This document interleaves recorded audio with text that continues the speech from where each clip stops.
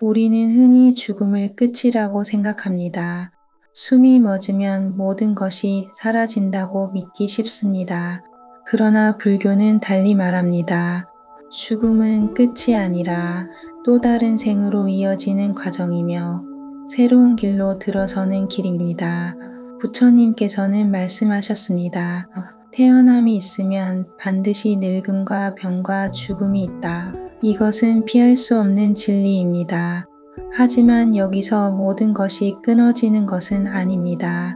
법과 인연은 계속 이어지고 의식은 또 다른 차원으로 흘러갑니다. 부모와 자식의 인연 또한 마찬가지입니다.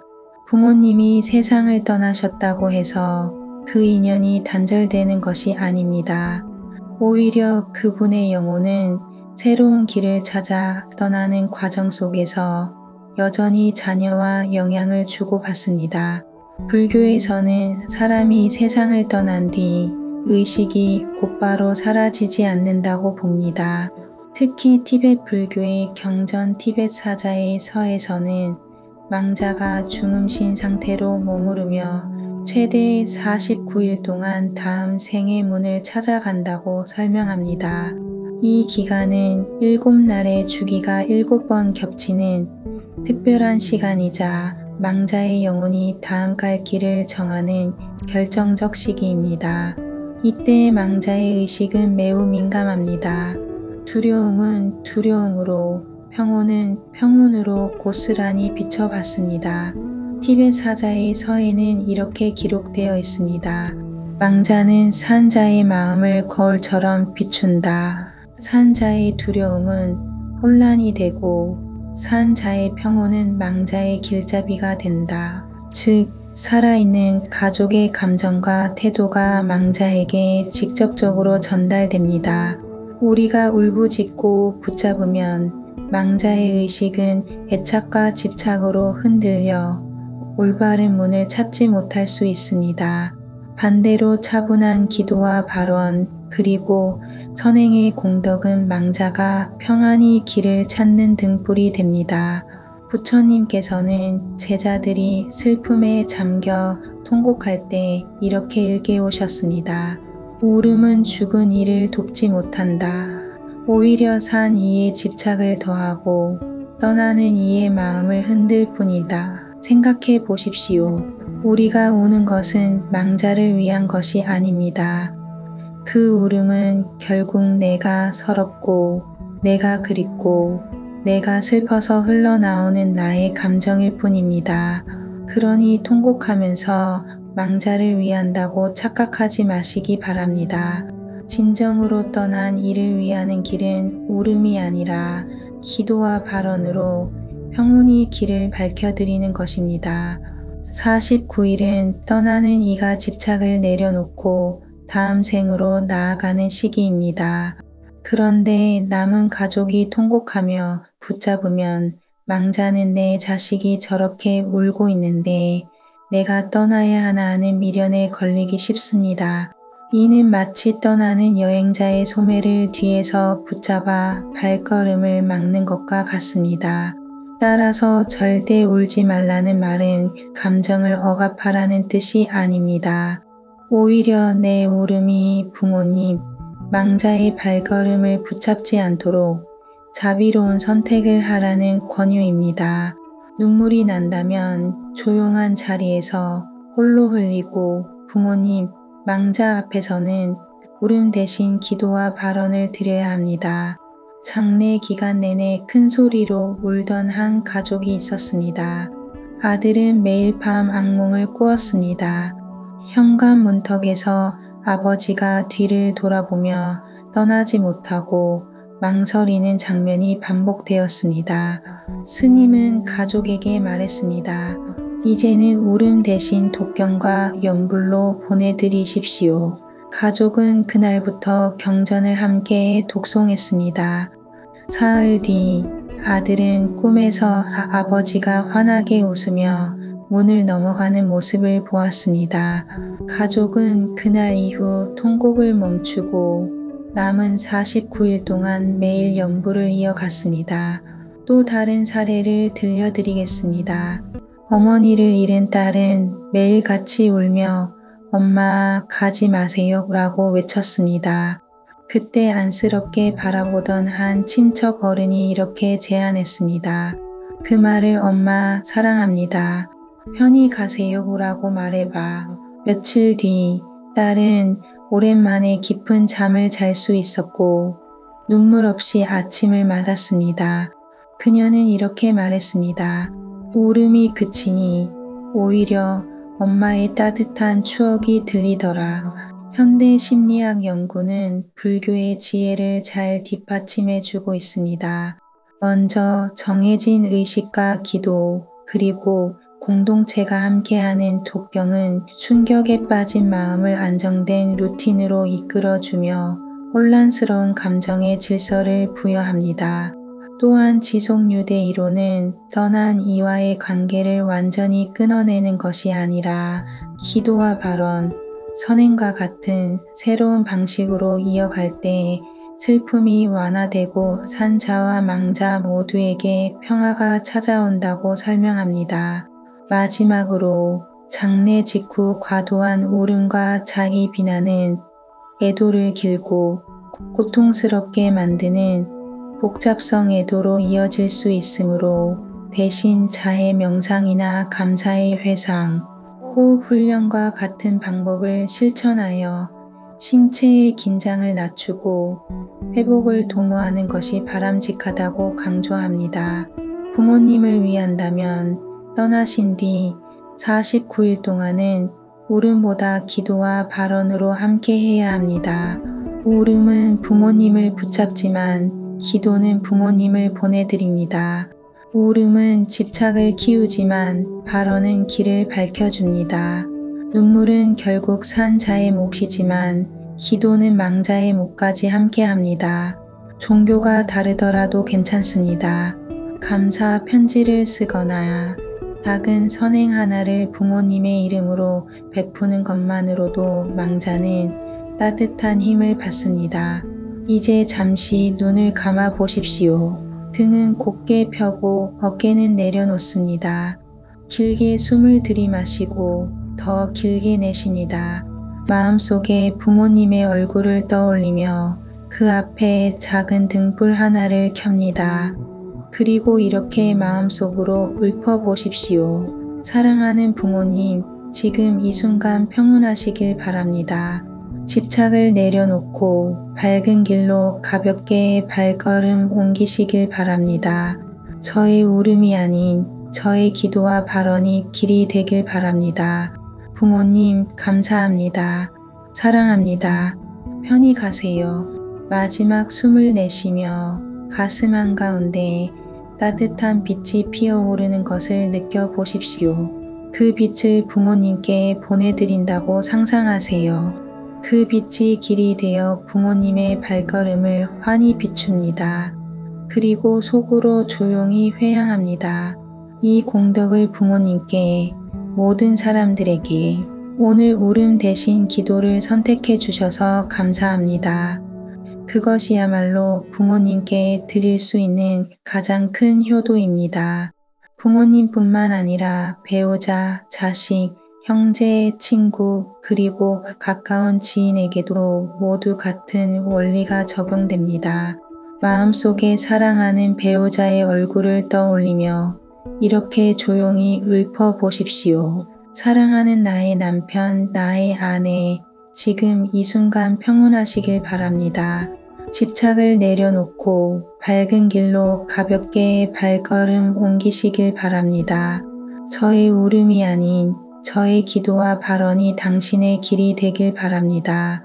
그동안 함께 살아줘서 고맙습니다. 진심으로 사랑합니다. 이제는 편히 가서 쉬십시오. 이 짧은 기도와 발언 속에 한평생을 함께한 배우자에 대한 가장 깊고 큰 사랑이 담겨 있습니다.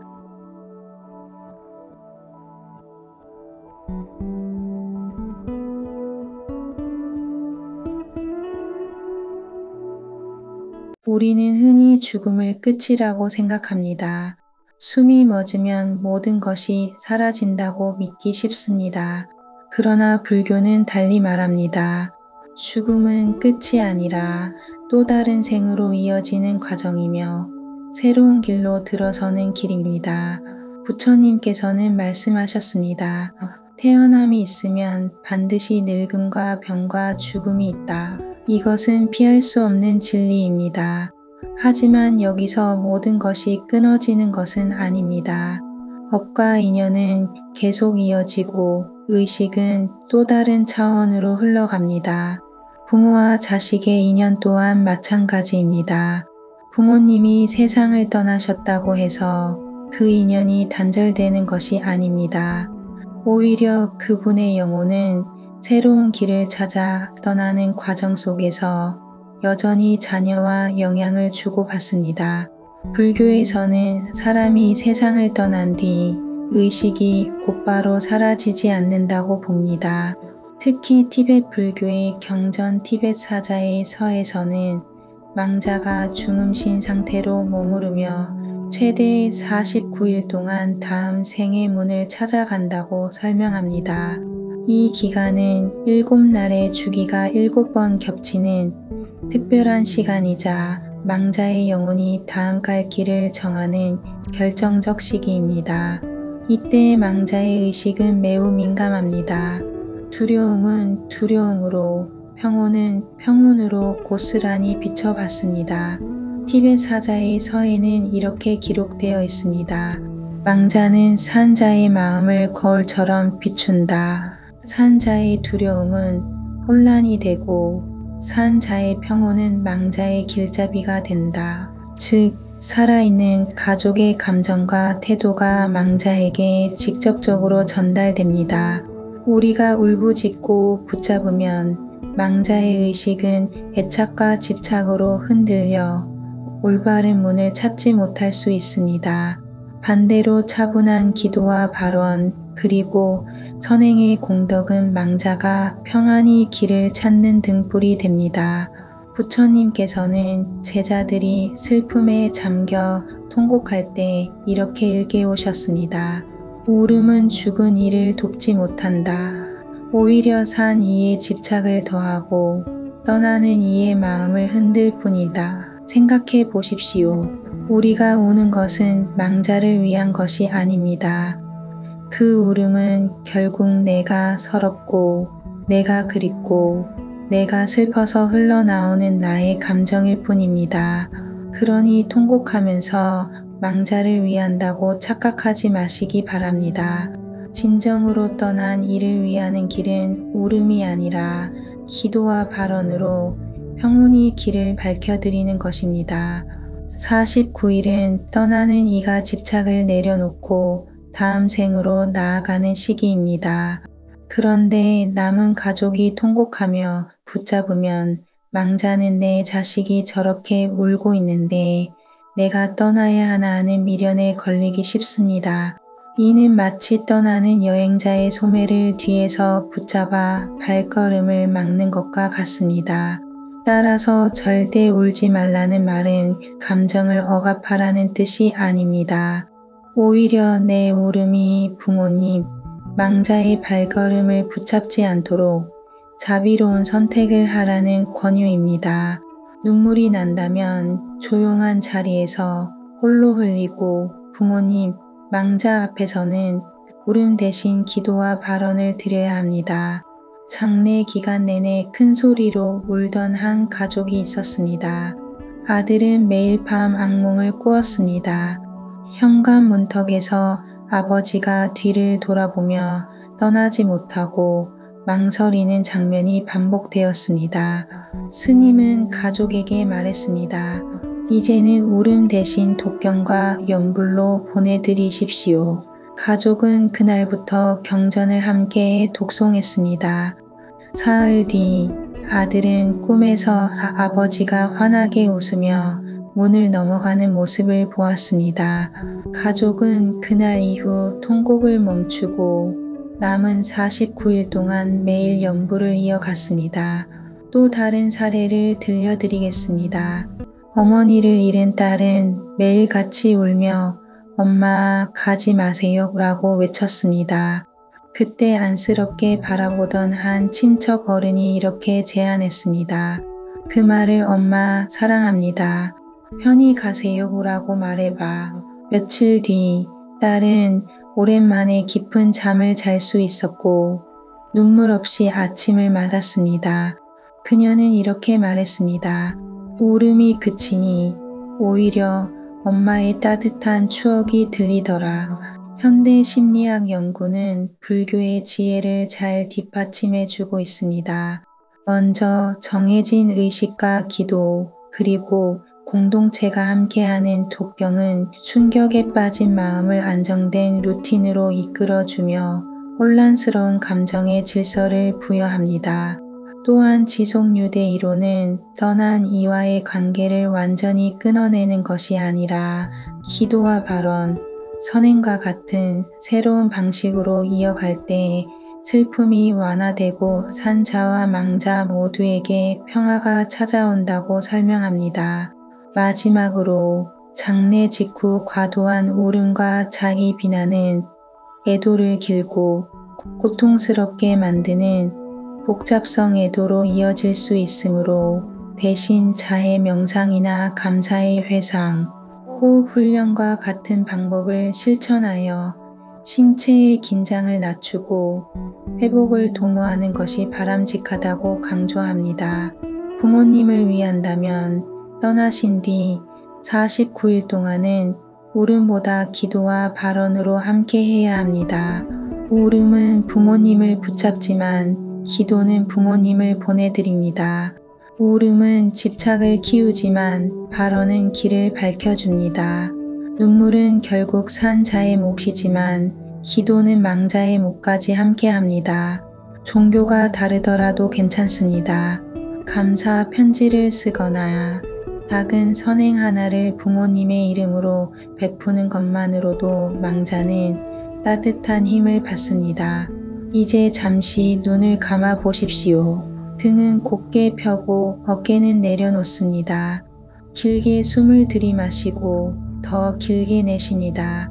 마음속에 부모님의 얼굴을 떠올리며 그 앞에 작은 등불 하나를 켭니다. 그리고 이렇게 마음속으로 읊어보십시오. 사랑하는 부모님, 지금 이 순간 평온하시길 바랍니다. 집착을 내려놓고 밝은 길로 가볍게 발걸음 옮기시길 바랍니다. 저의 울음이 아닌 저의 기도와 발언이 길이 되길 바랍니다. 부모님 감사합니다. 사랑합니다. 편히 가세요. 마지막 숨을 내쉬며 가슴 한가운데 따뜻한 빛이 피어오르는 것을 느껴보십시오. 그 빛을 부모님께 보내드린다고 상상하세요. 그 빛이 길이 되어 부모님의 발걸음을 환히 비춥니다. 그리고 속으로 조용히 회향합니다. 이 공덕을 부모님께, 모든 사람들에게 오늘 울음 대신 기도를 선택해 주셔서 감사합니다. 그것이야말로 부모님께 드릴 수 있는 가장 큰 효도입니다. 부모님뿐만 아니라 배우자, 자식, 형제, 친구, 그리고 가까운 지인에게도 모두 같은 원리가 적용됩니다. 마음속에 사랑하는 배우자의 얼굴을 떠올리며 이렇게 조용히 읊어보십시오. 사랑하는 나의 남편, 나의 아내, 지금 이 순간 평온하시길 바랍니다. 집착을 내려놓고 밝은 길로 가볍게 발걸음 옮기시길 바랍니다. 저의 울음이 아닌 저의 기도와 발언이 당신의 길이 되길 바랍니다. 그동안 함께 살아줘서 고맙습니다. 진심으로 사랑합니다. 이제는 편히 가서 쉬십시오. 이 짧은 기도와 발언 속에 한평생을 함께한 배우자에 대한 가장 깊고 큰 사랑이 담겨 있습니다.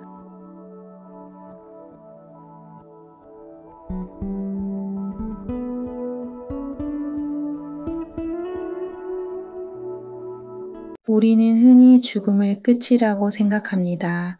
숨이 멎으면 모든 것이 사라진다고 믿기 쉽습니다. 그러나 불교는 달리 말합니다. 죽음은 끝이 아니라 또 다른 생으로 이어지는 과정이며 새로운 길로 들어서는 길입니다. 부처님께서는 말씀하셨습니다. 태어남이 있으면 반드시 늙음과 병과 죽음이 있다. 이것은 피할 수 없는 진리입니다. 하지만 여기서 모든 것이 끊어지는 것은 아닙니다.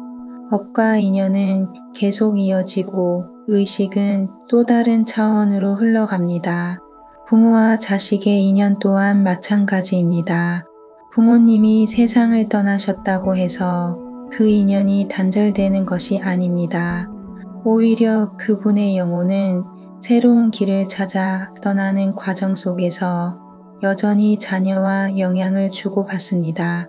불교에서는 사람이 세상을 떠난 뒤 의식이 곧바로 사라지지 않는다고 봅니다. 특히 티베트 불교의 경전 티베트 사자의 서에서는 망자가 중음신 상태로 머무르며 최대 49일 동안 다음 생의 문을 찾아간다고 설명합니다. 이 기간은 7날의 주기가 7번 겹치는 특별한 시간이자 망자의 영혼이 다음 갈 길을 정하는 결정적 시기입니다. 이때 망자의 의식은 매우 민감합니다. 두려움은 두려움으로, 평온은 평온으로 고스란히 비춰봤습니다. 티베트 사자의 서에는 이렇게 기록되어 있습니다. 망자는 산자의 마음을 거울처럼 비춘다. 산자의 두려움은 혼란이 되고 산자의 평온은 망자의 길잡이가 된다. 즉, 살아있는 가족의 감정과 태도가 망자에게 직접적으로 전달됩니다. 우리가 울부짖고 붙잡으면 망자의 의식은 애착과 집착으로 흔들려 올바른 문을 찾지 못할 수 있습니다. 반대로 차분한 기도와 발언 그리고 선행의 공덕은 망자가 평안히 길을 찾는 등불이 됩니다. 부처님께서는 제자들이 슬픔에 잠겨 통곡할 때 이렇게 일깨우셨습니다. 울음은 죽은 이를 돕지 못한다. 오히려 산 이의 집착을 더하고 떠나는 이의 마음을 흔들 뿐이다. 생각해 보십시오. 우리가 우는 것은 망자를 위한 것이 아닙니다. 그 울음은 결국 내가 서럽고 내가 그립고 내가 슬퍼서 흘러나오는 나의 감정일 뿐입니다. 그러니 통곡하면서 망자를 위한다고 착각하지 마시기 바랍니다. 진정으로 떠난 이를 위하는 길은 울음이 아니라 기도와 발언으로 평온히 길을 밝혀드리는 것입니다. 49일은 떠나는 이가 집착을 내려놓고 다음 생으로 나아가는 시기입니다. 그런데 남은 가족이 통곡하며 붙잡으면 망자는 내 자식이 저렇게 울고 있는데 내가 떠나야 하나 하는 미련에 걸리기 쉽습니다. 이는 마치 떠나는 여행자의 소매를 뒤에서 붙잡아 발걸음을 막는 것과 같습니다. 따라서 절대 울지 말라는 말은 감정을 억압하라는 뜻이 아닙니다. 오히려 내 울음이 부모님, 망자의 발걸음을 붙잡지 않도록 자비로운 선택을 하라는 권유입니다. 눈물이 난다면 조용한 자리에서 홀로 흘리고 부모님, 망자 앞에서는 울음 대신 기도와 발언을 드려야 합니다. 장례 기간 내내 큰 소리로 울던 한 가족이 있었습니다. 아들은 매일 밤 악몽을 꾸었습니다. 현관 문턱에서 아버지가 뒤를 돌아보며 떠나지 못하고 망설이는 장면이 반복되었습니다. 스님은 가족에게 말했습니다. 이제는 울음 대신 독경과 연불로 보내드리십시오. 가족은 그날부터 경전을 함께 독송했습니다. 사흘 뒤 아들은 꿈에서 아버지가 환하게 웃으며 문을 넘어가는 모습을 보았습니다. 가족은 그날 이후 통곡을 멈추고 남은 49일 동안 매일 연부를 이어갔습니다. 또 다른 사례를 들려드리겠습니다. 어머니를 잃은 딸은 매일 같이 울며 엄마 가지 마세요 라고 외쳤습니다. 그때 안쓰럽게 바라보던 한 친척 어른이 이렇게 제안했습니다. 그 말을 엄마 사랑합니다. 편히 가세요라고 말해봐. 며칠 뒤 딸은 오랜만에 깊은 잠을 잘 수 있었고 눈물 없이 아침을 맞았습니다. 그녀는 이렇게 말했습니다. 울음이 그치니 오히려 엄마의 따뜻한 추억이 들리더라. 현대 심리학 연구는 불교의 지혜를 잘 뒷받침해주고 있습니다. 먼저 정해진 의식과 기도, 그리고 공동체가 함께하는 독경은 충격에 빠진 마음을 안정된 루틴으로 이끌어주며 혼란스러운 감정의 질서를 부여합니다. 또한 지속유대 이론은 떠난 이와의 관계를 완전히 끊어내는 것이 아니라 기도와 발언, 선행과 같은 새로운 방식으로 이어갈 때 슬픔이 완화되고 산자와 망자 모두에게 평화가 찾아온다고 설명합니다. 마지막으로 장례 직후 과도한 울음과 자기 비난은 애도를 길고 고통스럽게 만드는 복잡성 애도로 이어질 수 있으므로 대신 자해 명상이나 감사의 회상, 호흡 훈련과 같은 방법을 실천하여 신체의 긴장을 낮추고 회복을 도모하는 것이 바람직하다고 강조합니다. 부모님을 위한다면 떠나신 뒤 49일 동안은 울음보다 기도와 발언으로 함께 해야 합니다. 울음은 부모님을 붙잡지만 기도는 부모님을 보내드립니다. 울음은 집착을 키우지만 발언은 길을 밝혀줍니다. 눈물은 결국 산자의 몫이지만 기도는 망자의 몫까지 함께합니다. 종교가 다르더라도 괜찮습니다. 감사 편지를 쓰거나 작은 선행 하나를 부모님의 이름으로 베푸는 것만으로도 망자는 따뜻한 힘을 받습니다. 이제 잠시 눈을 감아 보십시오. 등은 곧게 펴고 어깨는 내려놓습니다. 길게 숨을 들이마시고 더 길게 내쉽니다. 마음속에 부모님의 얼굴을 떠올리며 그 앞에 작은 등불 하나를 켭니다. 그리고 이렇게 마음속으로 읊어보십시오. 사랑하는 부모님, 지금 이 순간 평온하시길 바랍니다. 집착을 내려놓고 밝은 길로 가볍게 발걸음 옮기시길 바랍니다. 저의 울음이 아닌 저의 기도와 발언이 길이 되길 바랍니다. 부모님, 감사합니다. 사랑합니다. 편히 가세요.